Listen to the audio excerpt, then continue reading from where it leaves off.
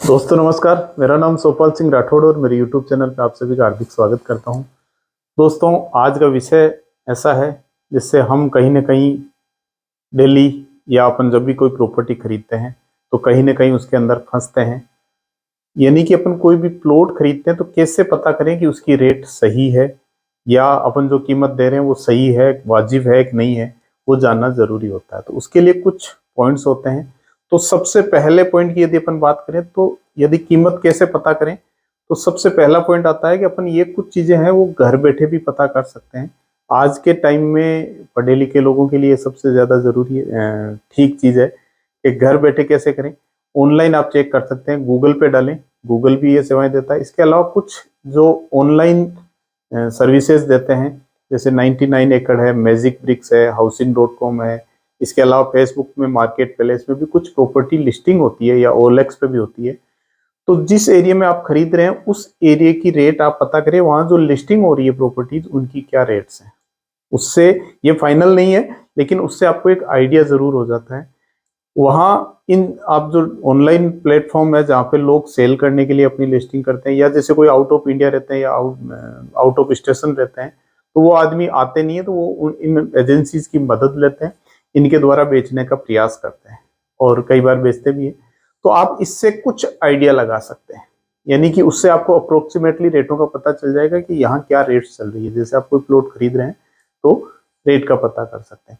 Second चीज आता है, उसके बाद कुछ थोड़ा सा आपको फील्ड में निकलना पड़ेगा। फील्ड का मतलब हो गया आपको वहां देखना रहेगा, जहां आप प्लॉट आप परचेज कर रहे हैं उसके आसपास में, आजू में, बाजू में, पीछे में आप पता करें क्या रेट चल रही है, या आसपास के लोगों से पता करें कि यहाँ कब कोई प्रॉपर्टी सेल हुई और क्या रेट में हुई। अब क्या होगा, उसमें कई चीजें आपको ध्यान रखनी चाहिए। कौन सी प्रॉपर्टी सेल हुई, कॉमर्शियल थी, रेजिडेंशियल थी, आप क्या ले रहे हैं, कॉमर्शियल प्लॉट ले रहे हैं या रेजिडेंशियल प्लॉट ले रहे हैं। इसके अलावा रोड्स वगैरह का पता करें कि किस रोड पे बिका था। मेनली कई बार क्या होता है कि बड़ी रोड के प्लॉट्स की रेट ज्यादा होती है। मान लीजिए 9 metre, 12 metre, 18 metre, 30 metre, 24 metre या 60 मीटर, जो भी रोड है उन रोड के हिसाब से रेट अलग अलग होती है। बड़ी रोड होती है जैसे 60 फीट या 80 फीट रोड होती है, तो उन पे कॉमर्शियल होने के चांसेस रहते हैं कल को। मान लीजिए वो रेजिडेंशियल प्लॉट है तो भी उसकी रेट ज्यादा होती है, कॉमर्शियल की तो वैसे ज्यादा होती ही होती है। कॉमर्शियल की रेट कैसे रेजिडेंशियल से यदि कंपेयर करें तो कई जगह आपको 1.5 गुना मिलेगी, कई जगह 2 गुना भी मिलती है, कई जगह 2.5 गुना भी मिलती है। ये हमेशा ध्यान रखें। और कई बार इनसे कम मिल जाती है तो आपके लिए फायदेमंद है। आप उस चीज को फाइनलाइज करने में थोड़ा सा ज्यादा समय नहीं ले, लेकिन कोई भी प्रॉपर्टी फाइनल करे तो उसमें कम से कम 2 से 5 दिन का टाइम तो आप जरूर ले। फर्स्ट डे आप प्रॉपर्टी फाइनल नहीं करें, क्योंकि उसके आसपास आपको पता होना चाहिए, मतलब मालूम करना चाहिए आपको। सेकंड चीज, इसके अलावा यदि अपन बात करें तो भीड़ के साथ नहीं जागे भागे। मतलब क्या होता है कि लोग, क्या होता है, जहां सब लोग जा रहे हैं हर आदमी वहीं भागता है। क्या होता है, भीड़ जहां जाती है ना वहां कई बार ग्रोथ नहीं मिलती है या रेट ज्यादा लग जाती है, पता नहीं रहता है। डिमांड बढ़ती है ना तो रेट बढ़ा देते हैं। लोग क्या करते हैं, जहाँ डिमांड बढ़ती है और रेट बढ़ती है, प्रैक्टिकल है। तो आपको ऐसी जगह प्रॉपर्टी लें जहां रेटें तो बढ़ेगी लेकिन वहां की आसपास की लोकेशंस देखें, अम्यूनिटीज देखें, वहाँ फैसिलिटीज क्या है, मतलब आसपास कोई हॉस्पिटल है, एयरपोर्ट कितना दूर है, बस स्टैंड कितना दूर है, इसके अलावा आपको वहाँ मॉल वगैरह कितने दूर है। तो ये सारी चीजें आपको देखनी चाहिए जब आप प्रॉपर्टी फाइनल करें, तो इनसे भी रेटों का पता चल जाता है। इसके अलावा जो प्रॉपर्टी खरीद रहे हैं तो वो मतलब अप्रूव तो होनी चाहिए, लेकिन उसका यूज क्या है। मान लीजिए रेजिडेंशियल है, कॉमर्शियल है, इंडस्ट्रियल है, प्लॉट जो भी आप परचेज कर रहे हैं, या मिक्स यूज है, तो कई बार क्या होता है इनके हिसाब से भी रेटें डिसाइड होती है। जैसे मिक्स यूज की कोई प्रॉपर्टी है जिसमें आप रेजिडेंस कर सकते हैं, कॉमर्शियल कर सकते हैं और इंडस्ट्रियल भी कर सकते हैं, तो वहाँ रेट हमेशा हो सकता है थोड़ा सा बाजार रेट से ज्यादा होती है, क्योंकि उस प्रॉपर्टी को आप नीचे मकान, नीचे कॉमर्शियल कर सकते हैं, ऊपर मकान बना सकते हैं, तो वो ज्यादा फायदेमंद रहती है। ये हर शहरों के अंदर अवेलेबल रहती है।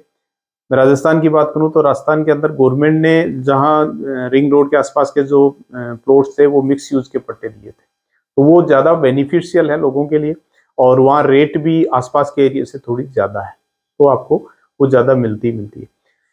अब इनके अलावा रेट के लिए आपको और क्या करना चाहिए, आसपास के लोगों से पूछना चाहिए। प्रॉपर्टी वालों से पूछना चाहिए। मौके पे जब आप जाते हैं तो आप दो तरीके से रेट पता करें। सबसे पहले आप बाई के हिसाब से रेट पूछे, प्लॉट खरीदने के लिए आप रेट पूछेंगे तो लोगों की रेटें क्या रहती है, उनमें फिर आप रोड के हिसाब से, कॉर्नर प्लॉट की रेट हो सकता है थोड़ी ज्यादा हो, या कोई पार्क फेसिंग हो, ईस्ट फेसिंग हो, फेसिंग का भी कई लोग मानते हैं तो उस हिसाब से रेट का फर्क पड़ सकता है, या आसपास कोई कॉमर्शियल एक्टिविटी हो सकती हो तो उस हिसाब से, जैसे स्कूल कॉलेज के आसपास में कई लोग लेते हैं तो वहाँ ज़्यादा रेट होती है। तो इन चीज़ों का आप ध्यान रखें, इन चीज़ों को देखें आप और फिर समझ के आप फाइनलाइज करें। अब इसके अलावा क्या होता है कि खरीदने के लिए रेट अलग होती है, बेचने के लिए अलग होती है। कई बार आपको खरीदना है प्रॉपर्टी तो आप बेचने के लिए पता बोल सकते हैं, बोले मेरा यहाँ प्लॉट है, आपको प्लॉट नंबर बताने की जरूरत नहीं है, पेपर दिखाने की जरूरत नहीं है, लेकिन उससे मोटा मोटी एक आइडिया आपको हो जाता है कि क्या लगभग रेटें हैं। जब अपन प्रॉपर्टी बेचते हैं तो रेटें कम हो सकती है या कम बोलते हैं लोग, क्योंकि क्या होता है कि जो खरीदते हैं उसमें और मार्जिन होता है या बार्गेनिंग्स होती है। इसके अलावा जैसे कोई बिल्डर डेवलपर की टाउनशिप है या उनकी कोई कॉलोनी है तो वहाँ हो सकता है रेट ज़्यादा हो, आसपास रेटें कम हो सकती है। अब उसमें आपको उस बिल्डर डेवलपर की साख देखनी रहेगी, उसकी पहले उन्होंने जो प्रोजेक्ट कंप्लीट किए उनको देखना होता है। इसके अलावा उन्होंने डेवलपमेंट कैसा किया, क्योंकि डेवलपमेंट के हिसाब से ग्रोथ होती है हमेशा।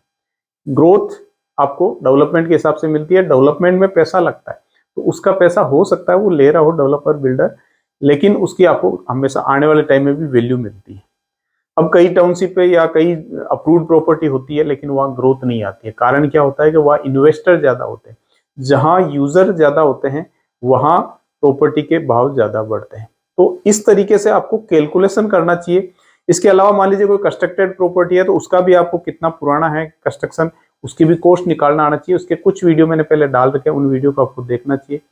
आप इस तरह से आप अपना जो प्रॉपर्टी प्लान कर रहे हैं या अपना प्लॉट प्लान कर रहे हैं तो उसका आप रेट निकाल सकते हैं, उसकी वैल्यू निकाल सकते हैं। क्योंकि अपन जब प्लॉट लेते हैं तो कई बार क्या होता है कि अपन पैसा ज्यादा दे देते हैं। एक घटना थी 2011 के आसपास की, एक मेरे खास मित्र थे, उन्होंने मेरे से बात करी थी तो मैंने एक दो प्रॉपर्टी दिखाई थी तो उनको महंगी लगी, लेकिन एक रिश्तेदार के थ्रू, उन्होंने उनके रिश्तेदार के थ्रू कोई प्रॉपर्टी ली थी और वो प्रॉपर्टी उन्होंने 6,000 रुपये गज के हिसाब से ले ली थी। जबकि एक्चुअल में हम उस टाइम पे दीपावली पे गए थे, यानी कि 5 महीने बाद हम उसी जगह वो प्लॉट दिखाया था मेरे को जब उन्होंने लिया था, तब वहां 5,000 रुपये रेट चल रही थी। 4,000 रुपये रेट चल रही थी तब उनको 6,000 में बेच दिया था। लेकिन वहाँ उनके लिए किस्मत अच्छा रहा कि वो आने वाले 2 साल बाद में अच्छी रेटें बढ़ गई वहाँ, मतलब 6,000 के भी 12-13,000 रुपये हो गई। लेकिन 4,000 के 12-13,000 होते तो 3 गुना हो जाता, 6,000 के 12,000 हुए तो डबल हुआ। तो ये हमेशा ध्यान जरूर रखें।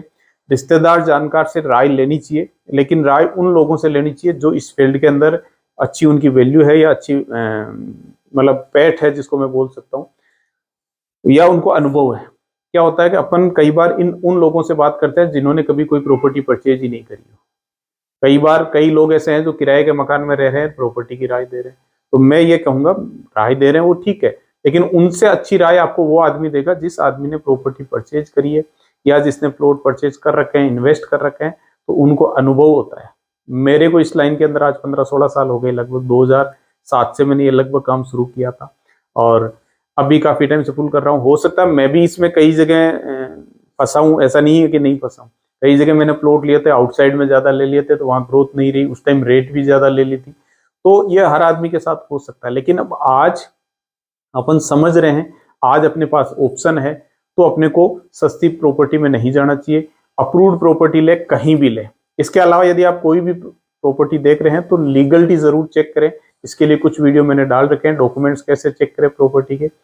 इसके अलावा यदि बात करें तो आप जब भी कोई प्रॉपर्टी फाइनल कर रहे हैं तो एक पेन और पेपर साथ जरूर रखें और पॉइंट बनाते जाएं, क्या है उसका फीचर्स, या कितनी फीट रोड पे है, क्या लोकेलिटी है, क्या फैसिलिटी है, वो सारी चीजें आपको जाननी जरूरी होती है।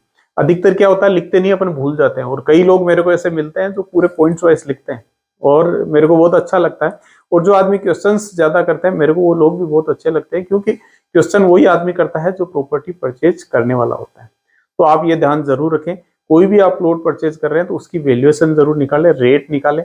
कई बार हो सकता है आप इसके लिए कुछ मदद आप बैंक एजेंसीज की भी ले सकते हैं, आसपास के हिसाब से वो एजेंसीज निकाल के दे देते हैं।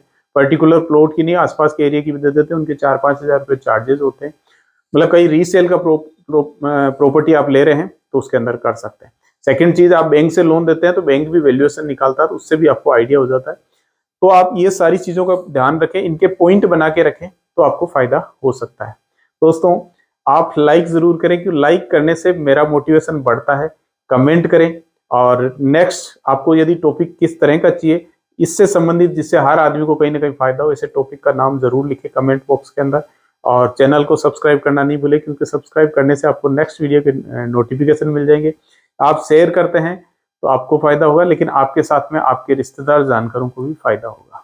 कहीं ना कहीं किसी आदमी का यदि पैसा कहीं गलत जाने से बचता है और वो मेरा वीडियो देखने से यदि उसको फायदा होता है तो मेरे को वो संतुष्टि मिलती है। दोस्तों इसी तरह आप स्नेह बनाए रखें और आप स्वस्थ रहें, आप व्यस्त रहें और हमेशा आप मस्त रहें।